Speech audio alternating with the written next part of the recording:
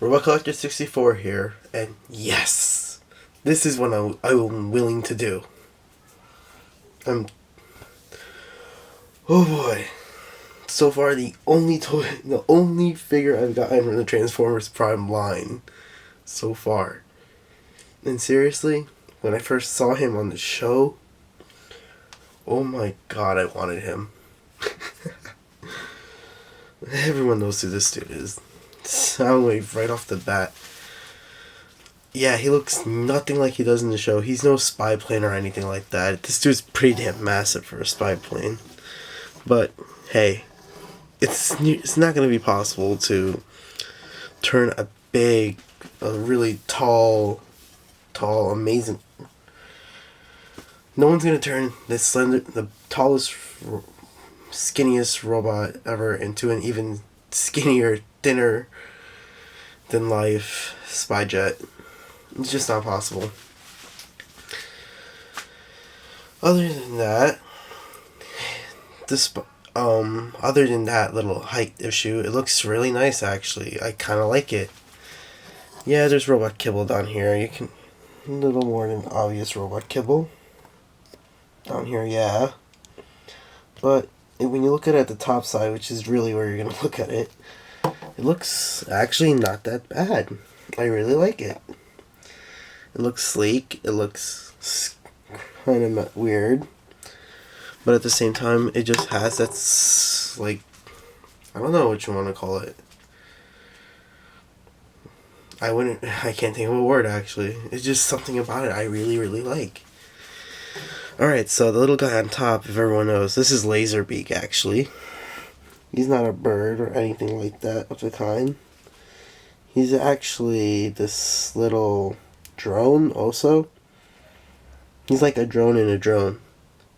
Yes, I guess droneception would be a joke here. Whatever. That's not the important part. Anyways, as everyone would know, right now Soundwave is like the most... As everyone knows, he has the same thing as always. He's the most loyal guy to Megatron, and he can do things to electricity, electronics, and all that stuff. And he's a really nice looking robot. What more do you want? Let's go on to his transformation. Let's make this a quick one. We'll start with his feetums. We'll do this, do that, and his feet are right there. Split that instantly. Pull this up. The little pegs here, pull up, and then you clip them on. Yes, this is the issue with my new camera studio, that I can't do it correctly, and you just heard my sister cackle like a monster.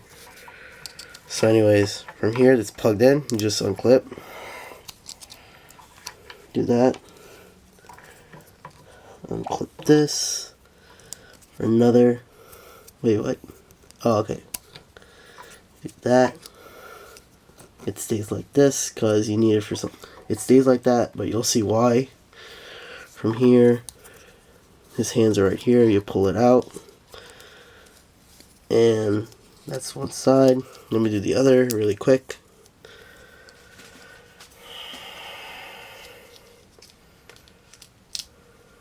Oh, wait. I see. I did something wrong. See? You pull it out like that, and you press forward, and there you go. Okay. Let me do that the other side really quick.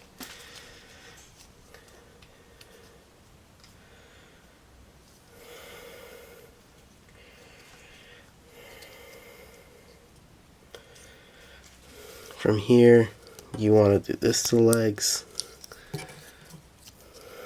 Do this to the legs. Because he has a really unique way of standing.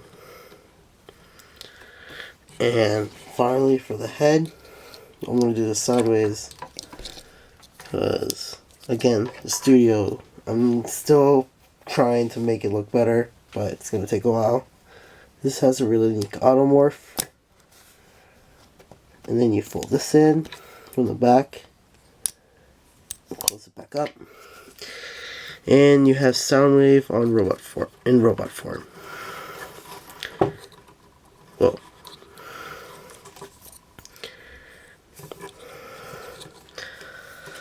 I have to say, he honestly surpasses my expectations on robot mode. Well, most of them. Huh?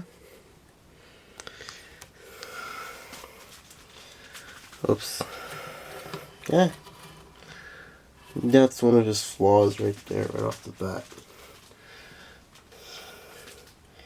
As you can see, he is much taller than the last two. Much, much taller. Let me see if I can add something so the camera can be positioned correctly, because I do not have a stand, whatever you call it. I don't have a tripod. He is much taller.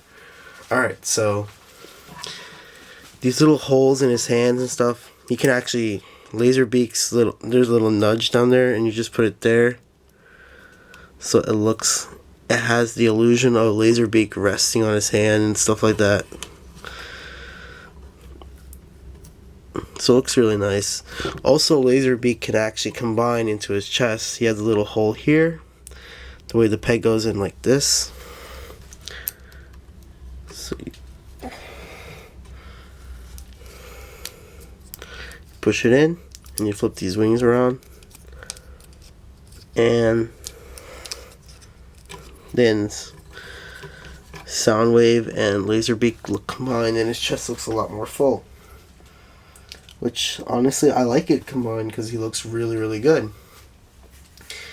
Anyways, articulation-wise, he can do this. He has really strange articulation because of the way he's transformed. He stands relatively well as long as you're not moving his joints too much.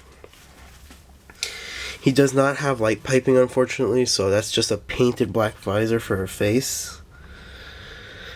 And the plastic quality, the plastic feels soft, I'm not gonna lie. Some parts feel real nice and hard, other parts feel soft and stuff. So it's gonna be up to you, really. Would I recommend them? Yeah, I would. I would totally recommend them. Any Decepticon in that line, I would suggest getting him for sure. I got mine, he was like 15, he's probably 17 by now, because, you know, economy sucks and all that stuff. I would still say get him, he's totally worth it. He's really neat, he looks nice, he looks pretty good, he looks a lot like in the show, I would say, in my own way. My mind, that's how my mind thinks, you know. But yeah, I would say totally get him. That's really it. What? Fine. Everyone wants to see a dictator thinking pose. I mean, Evangelist did that with Soundwave from the other line. No, Shockwave. He did that with Shockwave from the TF animated line.